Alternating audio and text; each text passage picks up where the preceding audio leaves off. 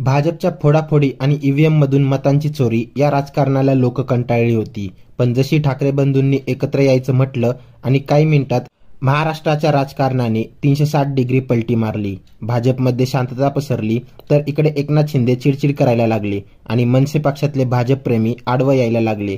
त्यामुळे राज ठाकरेंनी थेट आदेश काढला की राज उद्धव युतीबाबत कुणीच काही बोलू नका, कारण युतीच्या मुहूर्ताची तारीख ठरली आहे. 1 मे रोजी दोन्ही भाऊ मोठी घोषणा करणार आहे. काल ज्यावेळेस सन्माननीय उद्धव साहेब ठाकरे शिवसेनेचे पक्षप्रमुख आणि सन्माननीय राज साहेब ठाकरे मनसे अध्यक्ष यांच्या प्रतिक्रिया माध्यमांवर आल्या, महाराष्ट्राचं राजकारण पण हलून गेलं. हेच खरं तर मला हे सगळं पाहत असताना मला तो एक जुना व्हिडिओ वारंवार आठवत होता. कुठला कार्यक्रम आहे मला माहित नाही, जर तुम्हाला आठवत असेल तर कमेंटमध्ये व्यक्त व्हा, मी त्याचा एक व्हिडिओ तुम्हाला दाखवतो. एका कार्यक्रमादरम्यान सन्माननीय राज साहेबांचं एक भाषण स्टेजवर चालू होतं, व्यासपीठावर ते होते आणि तेवढ्यात उद्धव साहेबांची एंट्री होते आणि ते म्हणाले आमचे बंधू आले. सन्माननीय राज साहेब म्हणाले आमचे बंधू आले आणि त्याच वेळेस आयोजकांमधून कुठून तरी आवाज आला, बघा ना काय टायमिंग साधलाय. काय म्हणाले, बघा ना काय टायमिंग साधलाय, याला म्हणतात टायमिंग. आणि सन्माननीय राज साहेबांनी तोच शब्द गिरवला होता, याला म्हणतात टायमिंग. आणि काल जे काही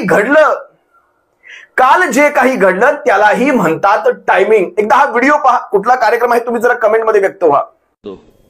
बंधू आले आमचे.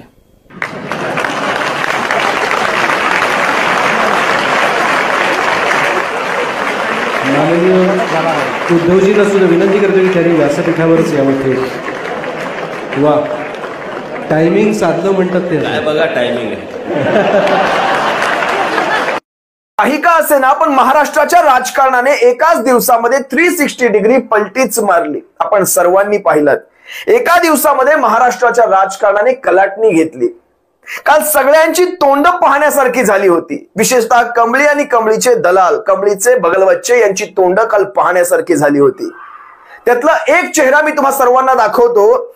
कशा प्रकारे ज्यावेळेस TV9 मराठीचा तो रिपोर्टर ज्यावेळेस विचारतोय प्रश्न, यांची रिएक्शन पाहना. यांच्या रिएक्शन मध्ये त्यांच्या मनातली सल, ते पोटातलं दुःख, ती मनातली वेदना अतिशय सुस्पष्ट जाणवत होती. अगदी 5-10 सेकंडचा हा व्हिडिओ असेल, पण या व्हिडिओमध्ये सारं काही महाराष्ट्र पाहून गेला. जरा पहा हा व्हिडिओ. सर, आज राज ठाकरेंनी उद्धव ठाकरेंना युतीचा एक प्रस्ताव. काय तो कामाचं बोला यार. सर, आज राज ठाकरेंनी उद्धव ठाकरेंना युतीचा एक प्रस्ताव. काय तो कामाचं बोला यार. एकनाथ शिंदेची ही चिडचिड, ही मळमळ, ही भविष्यात तुम्हाला अनेक ठिकाणी पाहायला मिळणार आहे. हे तर एक प्रातिनिधिक उदाहरण आहे, पण अशीच चिडचिड किंबहुना याही पेक्षा जास्त चिडचिड भविष्यात तुम्हाला अनेक ठिकाणी पाहायला मिळणार आहे. पण कालचा हा चिडचिडीचा व्हिडिओ पाहिल्यानंतर मनामध्ये, महाराष्ट्रातल्या करोड शिवसैनिकांच्या मनामध्ये एक प्रकारची थंडक मिळाली असेल, हे मात्र नक्की. असो, आता हीच परिस्थिती महाराष्ट्रातल्या या शिंदे टोळीच्या अनेक नेत्यांची झाली आहे, पण त्याच्यात मी माझा वेळ व्यर्थ घालवणार नाही.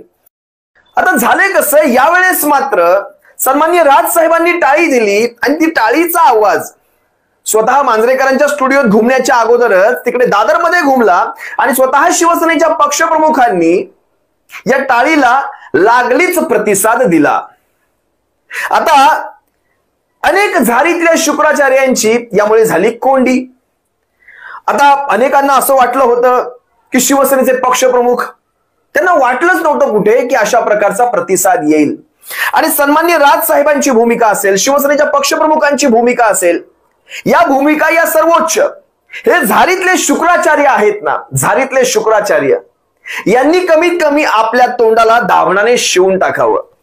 तुम्ही महाराष्ट्र हितापेक्षा मोठे नाहीत तुम्ही, कारण स्वतः सन्माननीय राज साहेबांनी, उद्धव साहेबांनी जर काही गोष्टी जर स्पष्ट केल्या असतील तर ह्या झारीतल्या शुक्राचार्यांनी आपली तोंड दाभणाने शिवून टाकावीत.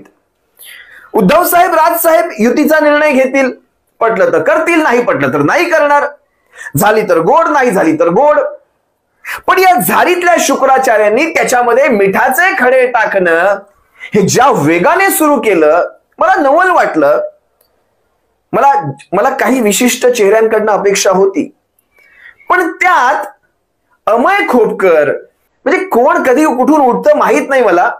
आज तुमच्या नजरेसमोर महाराष्ट्राचे उद्योगधंदे कुठे वटवलेत आणि या सगळ्यामध्ये शिवसेना गळ्यातला हाडूक होत होती. ते हाड गळ्यामध्ये अडकलं होतं. त्यामुळे शिवसेनेला बाजूला करायचं होतं. या सगळ्या ह्यांच्या प्लॅनिंग मध्ये शिवसेनेचा अडसर होत होता. या गोष्टी लक्षात घ्या.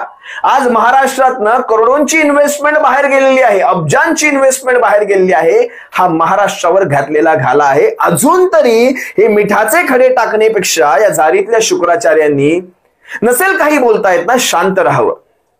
कारण लाखो लोक, तुमच्यासारखे लाखो लोक बघा, मनसे असतील, शिवसेनेतले असतील, लाखो नव्हे तर करोडो मनसैनिक, शिवसैनिक, महाराष्ट्र सैनिक हे वाट पाहतायत या गोष्टींची. कधीही गोष्ट घडते. काल माझ्या स्वतःच्या व्हिडिओच्या खालच्या एका कमेंटमध्ये मला अशी कमेंट आली की आम्ही आता वयाची 75 ओलांडलेली आहे.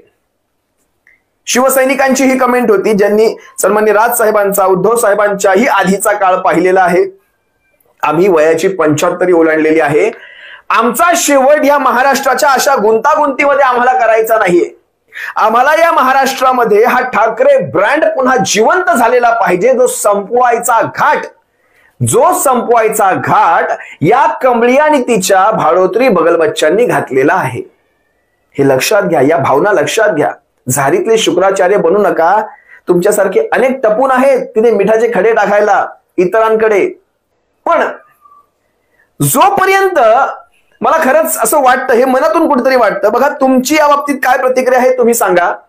जोपर्यंत बाळा नांदगावकर या सगळ्या विषयावर आपली प्रतिक्रिया देत नाहीत ना, तोपर्यंत म्हणजे मनसेकडनं बाळा नांदगावकरांची